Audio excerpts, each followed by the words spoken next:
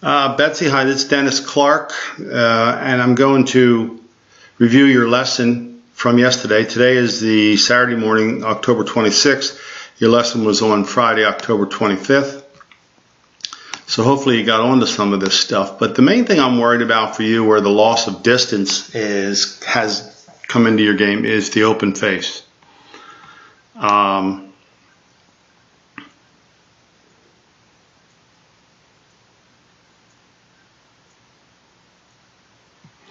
So we have to get this in a better position. We really do. Because that's going to be regularly. Now I tried a little stronger grip just to help you feel this. What do we have here? Okay, good.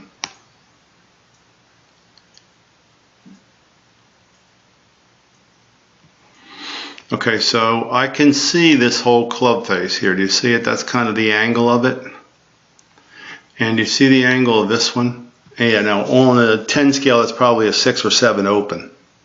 So another way of looking at that might be this, from a video standpoint. If you get, if you take the shaft of the club, you see it when it's square laying on this side of the club.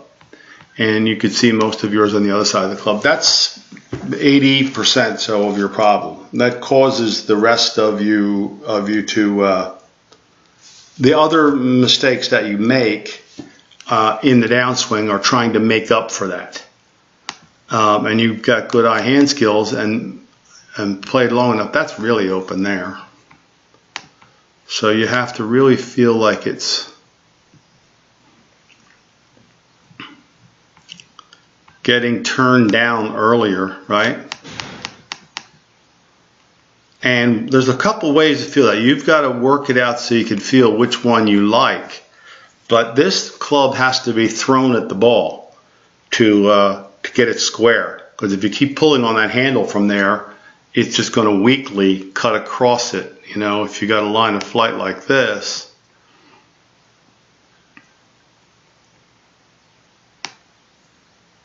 and your face is open like this, you know, what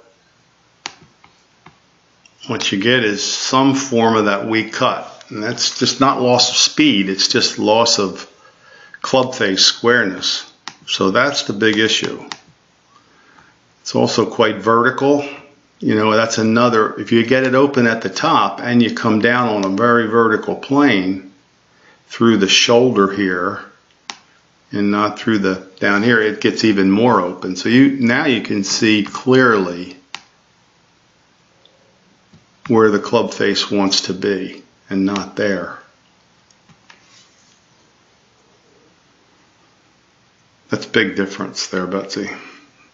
So, you know, you've got it a little cupped wrist at the top and then a vertical plane on the way down. And that's always going to be iffy. So you're going to come over it, like you're right here, you're spinning out early. You can see the shoulders open and attempt to square that. I think you should do this and really get the club face square, where the rest of the move you make on the way down would not be an attempt to square it. You know, square going back and at the top. Because the way it is now, if you're a little bit outside in, and if you do release it, it's going to go low left. If you don't release it, you're going to get it high right. So there it is, the big issue. And I was trying to have your grip a little stronger and get you to turn that down. But I really think we should start working you on a side hill above your feet lie. You know, one of these deals. You know, where the ball's up and the ball's kind of up here.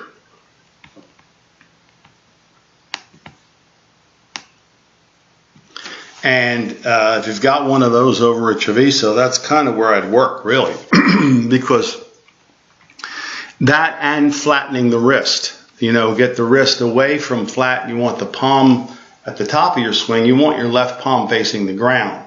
And as you pull it down, you want to keep it that way. So it's kind of like, I'll show you another one, an extreme, I'm going to do an extreme one here so you get a look at it. Maybe this guy would do it.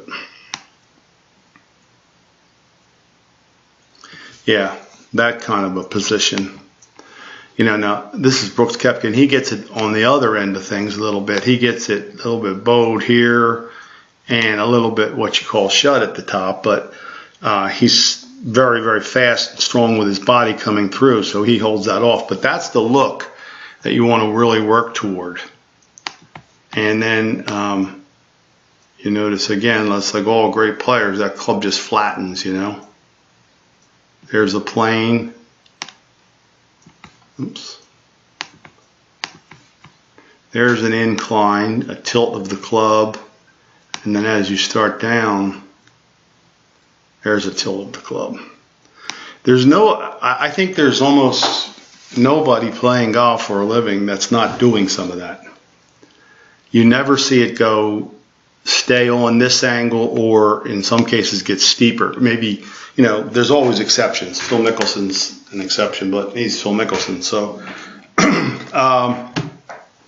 that's kind of what I would be thinking of for you, is we just keep to eliminate these times when you blow up a little bit and lose it. It's always comes back to getting that club a little squarer. And then, so yes, we have an outside in problem, but it's a result of that, you know. So you want to feel like you keep the shoulders closed as long as you can and drop these hands behind you, not out in front of you. We don't want that club pointed here. We want to get it pointed more out there. So the club's laying down on this angle, right? Okay. Ball above your feet, maybe stronger grip until we get it. Feel the sidearm and get this club face square. Get this club face square, because that's what we need is to get that. Now, when you do the swinging out this way a little bit more, it's going to be more natural for you, of course, right? The only reason you're coming over a little bit and spinning your body out early here is because you're trying to square that club face. So you got, that's what I call turning into it. All right, so I hope that works for you. You hit some good ones, and I hope it continues. Very good.